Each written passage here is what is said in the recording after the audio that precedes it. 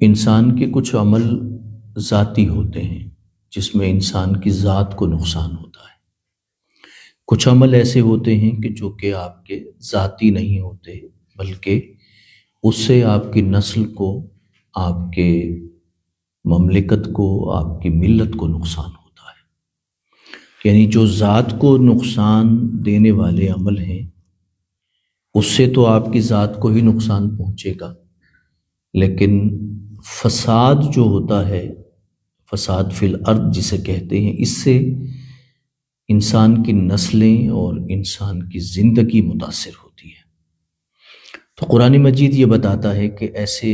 لوگوں کو کنٹرول کرنا بڑا ضروری ہے،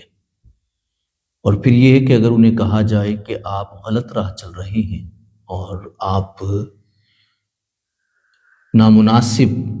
کاموں میں مصروف ہیں، تو انہیں اپنی عزت بڑی پیاری ہوتی ہے۔ یعنی وہ چاہے پوری کائنات کو تہس نہس کر کے رکھ دیں، مگر ان کی نظر میں جب کہا جائے ان سے وَإِذَا قِيلَ لَهُ اتَّقِ اللَّهَ، بھئی اللہ سے ڈرو، اللہ کا تقوی اختیار کرو، یعنی عدل سے کام لو، تو انہیں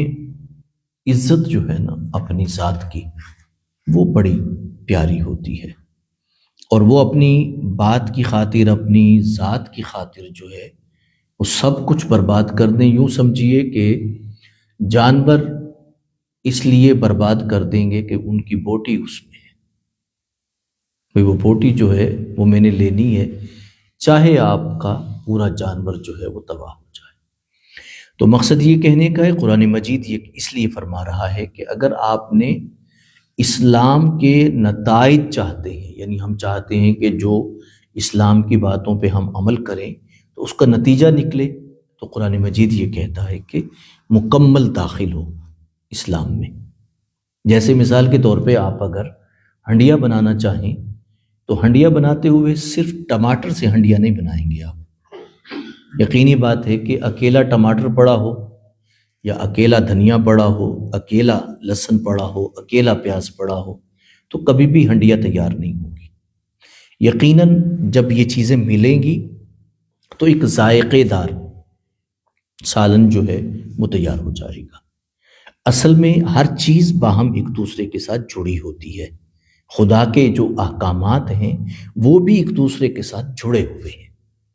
ہم چاہیں کہ کوئی اکیلا نتیجہ نکلے، جس طرح بیج بوتے ہیں تو بیج کے اندر مٹی بھی ہے، بیج کے اندر کھاد بھی ہے، بیج میں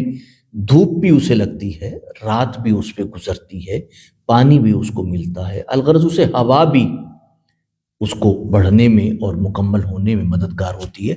کبھی بھی بالکل الگ کوئی شے آپ نکال کے رکھ دیں اور سمجھیں کہ وہ نتیجہ نکل آئے گا، تو اس طرح نہیں ہوگا۔ آپ چاہیں کسی ڈبیا میں بیج رکھ دیں اور کہیں کہ نتیجہ نکل آئے اور فصل آ جائے، اس طرح نہیں ہوگا۔ اسلام کے اعمال بھی اسی طرح ہیں کہ ایک دوسرے کے ساتھ جڑے ہوئے ہیں، چین کی طرح۔ اگر ہم چاہتے ہیں کہ کسی نتیجے تک پہنچیں تو ہمیں وہ سارے چین جوڑ کے پھر ہمیں چلنا ہوگا، زندگی گزارنا ہوگی۔ انسان سوچے کہ بھئی میری دعا کے اثرات نہیں ہو رہے، اسے تو دیکھنا چاہیے کہ کہیں دعا تو پر اثر ہوتی ہے، لیکن اس کے پر اثر ہونے کے لیے بھی تو چین ہونا چاہیے نا، ویسے کیسے پر اثر ہو جائے گی؟ ایک سٹوڈنٹ کہے میں بہت ذہین ہوں، لیکن اگر محنت نہ کرے، محنت کیے بغیر امتحان میں بیٹھ جائے، کتاب دیکھے بنا بیٹھ جائے اور کہے کہ بہت ذہین ہوں میں، لیکن یقینی بات ہے کہ اس نے فیل ہونا ہے، کیونکہ اس نے وہ چیزیں، وہ چین جو ہے، جو کہ ایک جوڑ تھا چیزوں کا، وہ جب تک نہیں ملیں گی نتیجہ نہیں نکلے گا۔ تو قرآن مجید اس لیے فرماتا ہے کہ ادخلوا فی السلم کافہ، مکمل داخل ہو جاؤ تو اسلام اپنے نتائج کے ساتھ آپ کے سامنے آ جائے۔